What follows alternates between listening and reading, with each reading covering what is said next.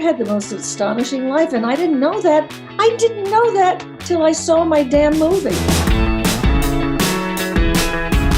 Hey everybody, welcome to the Sundance Variety Virtual Studio presented by AT&T TV. I'm Variety's Mark Malkin, and I am here today with the producers, the director, and the star of Just a Girl Who Decided to Go For It. Rita, is it true no one had come to you before and said, hey, we should do a documentary about you?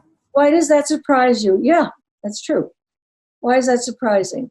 Well, you know my reasoning why I was surprised. I mean, it's shocking to me that we got so lucky to be the ones to tell your story. I mean, I truly feel that. It was the biggest gift. Rita, what did you think when they came to you and said, hey, we want to tell your life story on film? I needed to think about it because heaven knows I've seen plenty of these kinds of films. And especially when it's an actor or actress, I have found that some of these things are, I don't know, it's a silly word, but Hollywoody. And I felt it was extremely important that if I were to even consider such a thing, having written the book, again, with one promise in mind, that I would try as hard as I could to be truthful, answering questions in the most truthful way I could muster. But it also meant that if the camera happened to come in one day on me, because that happened a bunch of times, and I had no makeup on, that I was not going to say, wait till I fix up. That was very important to me. When I saw the documentary, which I've only seen it once, I hated that I didn't have any makeup on. I mean, an actress to the core. I just looked at myself and said, oh, God.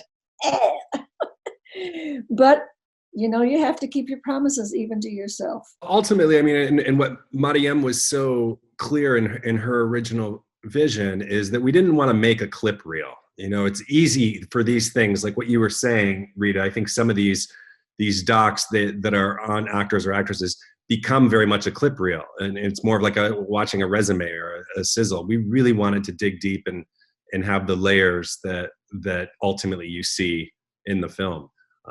You know, everything from her personal to what we see in front of the camera. Mariam, Rita is so open. She's had this for life. How much did you have to leave on the cutting room floor? How do you even begin to figure out what to include or what not to include, for that matter? Yeah, if it was for me, it would have been longer, the movie. But of course, it's also a documentary to entertain. So we needed to leave it to 90 minutes so that you can have a clear vision of who this amazing woman is, but also be entertained by it. Of course, she has so many success in her career. She's a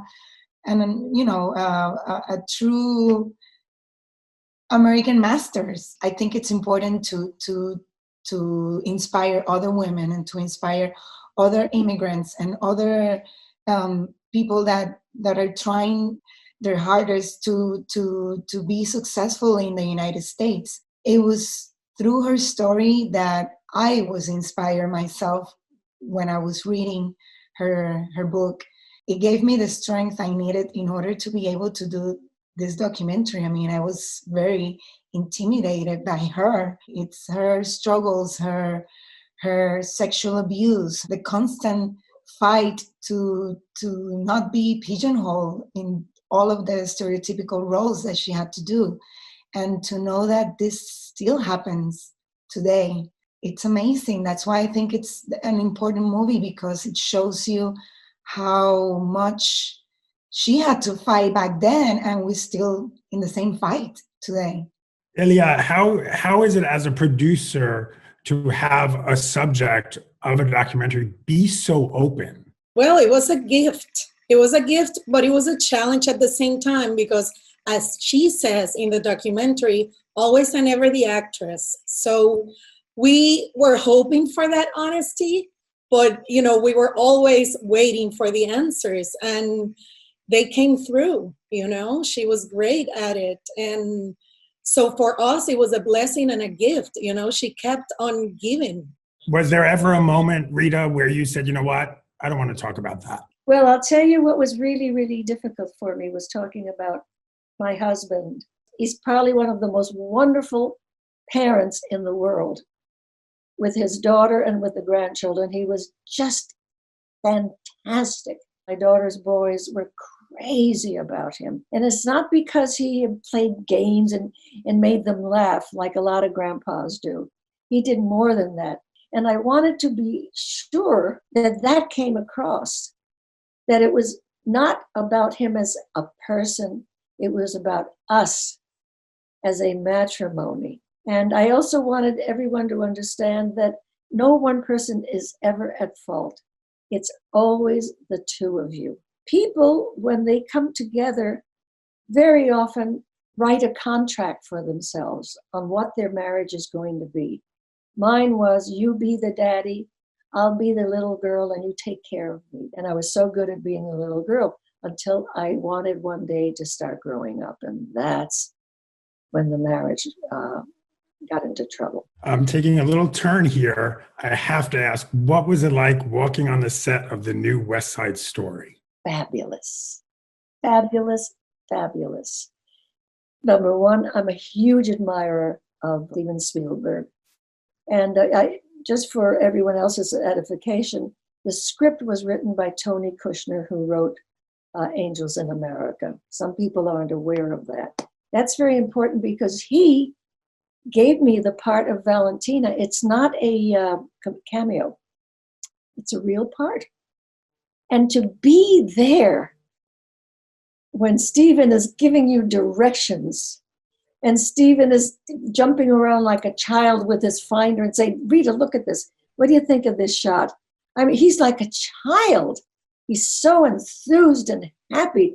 What a joy to work with this man. The sets will blow you away. You will really believe that you are in el barrio. It's just astonishing. What Black filmmakers or creators really influenced you in your career? Black? Yes.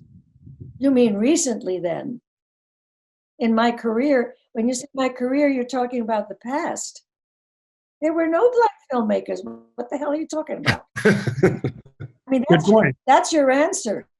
Yeah. There were none. There were no Hispanic ones either. And more than that, there were also no role models for me. No such animal. I didn't have one lousy role model. So I chose Elizabeth Taylor because we were both teenagers and like that.